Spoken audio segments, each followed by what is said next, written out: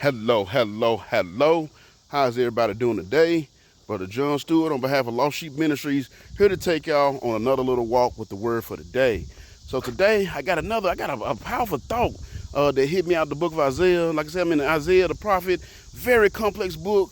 I was like, man, I don't know what I'm gonna be able to get out of these, but I read this verse here in Isaiah chapter 22, and it gave me a very powerful thought, something that I don't really think about, most of us don't really think about, and a realization that we all got to come to. So I'm gonna share with y'all the lesson tonight out of Isaiah chapter 22, verses 9 through 11. So in Isaiah 22, the Lord tells us this. He says, "Ye have seen also the breaches of the city of David, that they are many, and you gather together the waters of the lower pool, and ye have numbered the houses of Jerusalem, and the houses have ye broken down to fortify the wall. You have made also a ditch between the two walls for the waters of the old pool. But," and that's a big but ye have not looked unto the maker thereof, neither had respect unto him that fashioned it long ago. Man, that is a powerful thought right there. And it's like I said earlier, it's a realization we all need to come to if we even want to have the ability to get this country, or the world for that matter, back to where it needs to be.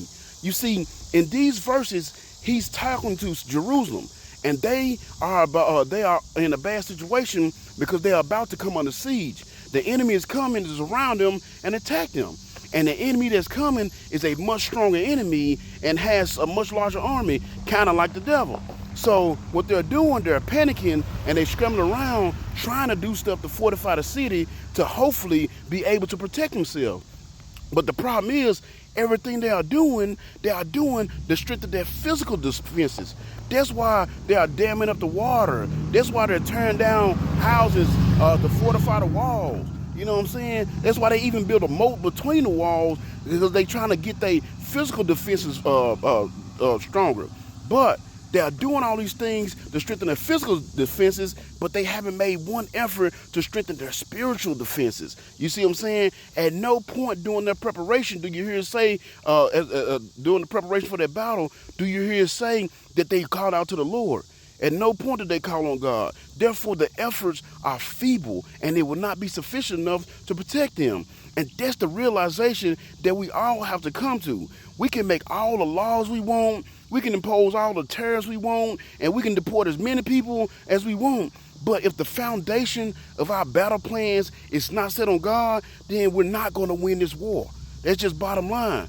Because when it comes to our daily lives and our daily struggles that we deal with, we really don't realize how little we rely on God to get us through. That's why most don't have a regular prayer routine. You know what I'm saying? Most people don't have a regular Bible reading routine. Most people don't have a regular soul winning routine. But guess what? I bet they got a regular workout routine. You know what I'm saying? I bet they got a regular work routine. I bet they got a regular eating routine. And yes, all those routines benefit you physically, but they do nothing for you spiritually. And that's the problem. You know what I'm saying? And that's why we can never win some of these battles that we seem to always be struggling with. Because it tells us over in 1 Timothy chapter 4, verse 8, "For bodily exercise profiteth little, but godliness is profitable unto all things, having promise of life that now is, and of that which is to come." In other words, our little feeble efforts ain't going to get us to where we really want to be.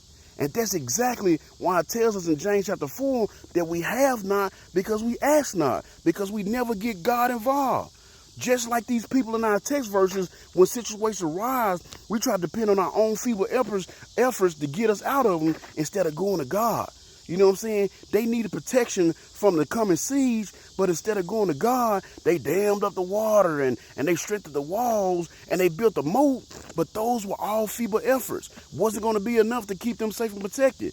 And we do the same thing. Instead of trusting God for our protection, we rely on our guns, or we rely on our camera systems, or we rely on our security system. You know, I remember the first thing I did when I gave my life to Christ was I got rid of my gun. You know what I'm saying? That's the first thing I did. Now, I'm not anti-gun, but I no longer depend on a gun for my protection, and that's exactly what I was doing. You know what I'm saying? I was giving in to these feeble efforts.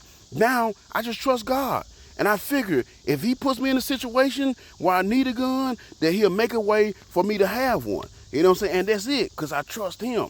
I go to him for my protection. You know what I'm saying? We do the same thing for salvation.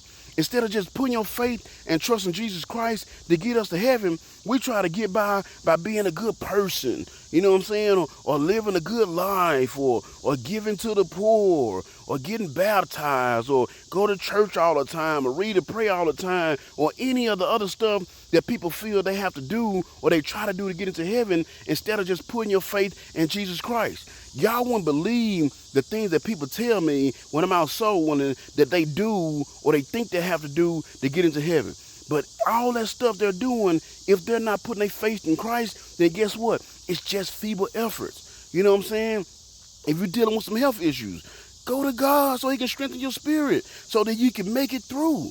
Because it tells us in Proverbs chapter 18, verse 14, it tells us this. It said, the spirit of a man will sustain his infirmity, but a wounded spirit, who can bear it? You see, even if you are physically weak, but your spirit is strong, you're going to be all right. You're going to make it through. Now, I'm not saying don't go to doctors. I'm not telling you that. Don't be like, man, Brother John said don't go to the doctor. God got me. No, that's not what I'm saying. Go to your doctors. You know what I'm saying? Take your medicines. Do the prescribed treatments. You know what I'm saying? But just make sure you go to God first.